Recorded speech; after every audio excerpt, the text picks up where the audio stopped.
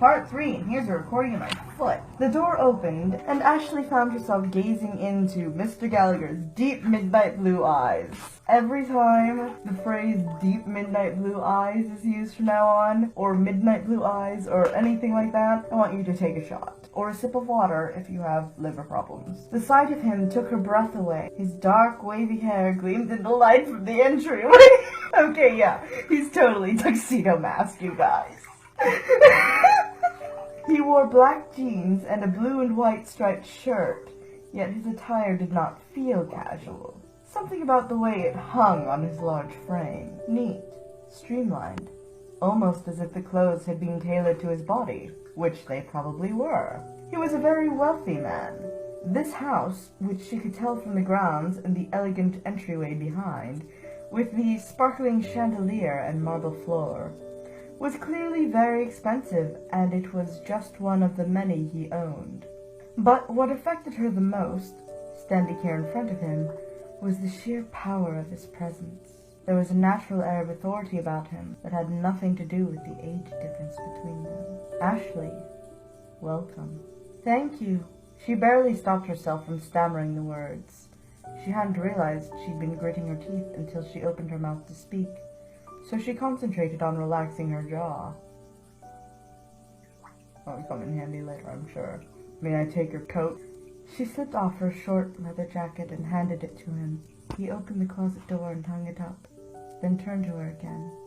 His gaze settled on her face, then perused lower, down her body.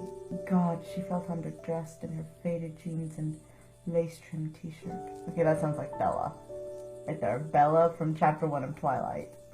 She could feel her shoulders stiffening as he examined her. Then he smiled, and some of that tension eased. Please, come in. He moved aside, and she stepped into the large foyer. A curved staircase led to the second story. Up there would be the bedrooms. Heat sizzled through her at thoughts of him carrying her up the stairs and tossing her onto his big bed and stripping the clothes from her body. Her gaze darted to Mr. Gallagher, and his lips curled up in amusement, as if he could read her lustful thoughts about him. Okay, that gets an Edward point. A man who looked like him probably had that happen all the time. Would you like a tour of the house? Sigyn turned the page slowly and awkwardly with the camera in one hand. And fumbled. She glanced back at the staircase and shook her head. I'd love to see it, but maybe we could just talk about... She froze. Oh God, it was too weird to talk about this. She'd never actually talked to him about the article. She hadn't had to because Jessica had asked a longtime friend of hers who worked at a BDSM club in town if she knew someone whom Ash could interview. Surprisingly, she told Jessica confidentially that Helen's stepfather, we're back to Helen's stepfather, who'd just come back into town for business, frequented the club. Jessica's friend had contacted Mr. Gallagher to see if he'd be interested in being interviewed by Ashley, and he'd sent her an email agreeing to the interview and setting the time. Domination? The word, even coming casually from his lips, sent her insides quivering. He was a dominant, Dom for short. He commanded women to do as he bid. They became his sex slaves, doing whatever he wanted them to do. Her breath caught, and she felt her insides melting. What would it be like to be controlled by him? For him to tell her to strip off her clothes, then get down on her knees in front of him and... Relax, Ashley. I'm not going to chain you up or anything. He smiled. Unless you want me to. His words evoked images of her chained to the wall. Naked, his hot gaze gliding over her body. Her skin began to tingle and she felt weak-kneed. Oh God, this had been a terrible idea. She'd had no idea this would have such a potent effect on her. Follow me. Instead of turning to the large living room off the foyer, he led her down the hallway past a formal dining room, into a casual living room off the kitchen. He sat down in a large black leather chair. She glanced around, uncertain what to do. A bottle of red wine stood on the table, already open, and one empty stemmed glass stood beside it. "Sit down." Her gaze flickered to his at the tone of his words, with a slight commanding edge. She glanced at the couch in front of him, and then at the chair angled toward it. "On the couch." His tone brooked no argument. New paragraph. She walked toward the couch and sat down. End paragraph. "Thank you for agreeing to help me, Mr. Gallagher." "You can call me Dare for now." My God. He sat back in his chair. "I understand that you want me to teach you about domination and submission." "Yes, I'm doing an article for the magazine and—" He raised his hand in a stop gesture. "A yes or no will suffice." She stared at him, a little taken aback. His face hadn't changed at all yet. Somehow it seemed stern. "I want you to understand," he said, "that we're going to do this my way." Nervousness prickled through her. "But I have questions prepared that—" His hard gaze stopped her flow of words instantly. "Yes, you know you're good at being a dom when just your gaze can shut up a motor mouth." "Please take notes." "What I intend to do is show you what a dominant, submissive relationship is like. That's the only way you'll really understand the play of power and the excitement." Oh, really? I just wasted $15. I could have just gone out and found somebody to show me. I could have found my best friend's stepfather.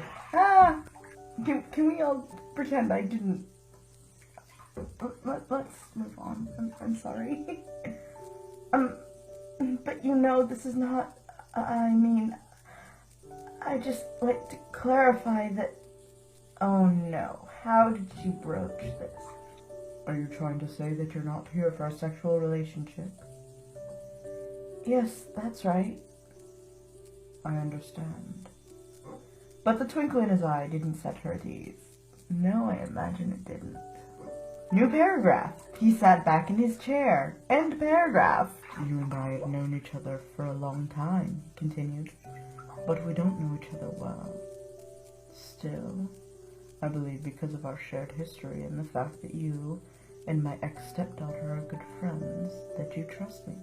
Yes, that's... At his sharp expression, she stopped talking, punctuating the partial sentence with a nod. New paragraph. The almost imperceptible sternness in his face softened, and she felt a rush of pleasure at his approval. End paragraph. Good.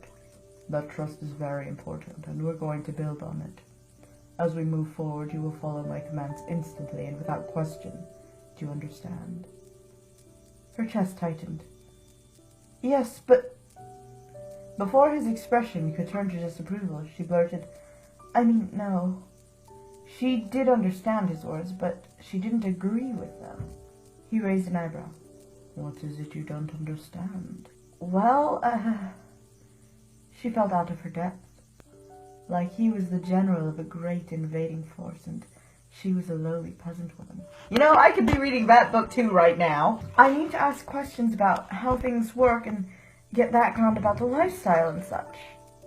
You don't learn about domination and submission by discussing it. But that is literally what my friend told me to do when I was researching for TCQ. I mean, he gave me a list of books to read and had a short discussion with me in which he explained the basics and how everything I'd experienced ever was wrong. So, yeah. This is not a very good premise. I think it's important that you experience it directly. So while we work on this project, you will be my sub. But we can leave out the sexual aspect if that's what you want. Wait. Hit the brakes. When did she agree to this? Because really, it sounds like he's pushing it on her. This sounds kind of like not so much a spite fic of 50 Shades as a rewrite along the same theme. Or a fan fiction possibly, with copy replaced name. He smiled, his eyes twinkling. Personally, I think it would be better for you to have the complete experience. But you're an intelligent, perceptive, and creative woman, so I am confident you can do your research to fill in that part of it.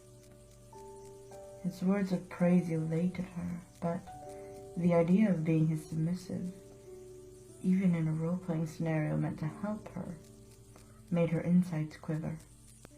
She suspected it was as much from a blatant desire to submit to him totally as it was a resistance to being controlled. The thought of being totally under Darian Gallagher's control, submitting to his every whim, her heart skipped a beat, especially sexually, sent her hormones into a spin. But that's not why she was here. She needed to stay focused on her goal and leave these disturbing urges to be examined another time. I don't know about this. He gazed at her, and his inscrutable midnight eyes, take a shot, seemed to glow with warmth. You do trust me, don't you? Oh yes, by all means, please gaslight her. That'll make her trust you more. When he looked at her like that, the same way he had in the past, she felt like the most important person in the world. I am envious. Yes, of course, she replied instantly. Then think about why you're afraid. Is it that you're afraid of giving up your power? He paused for a moment, watching her. Or is it that you're afraid of coming into your power?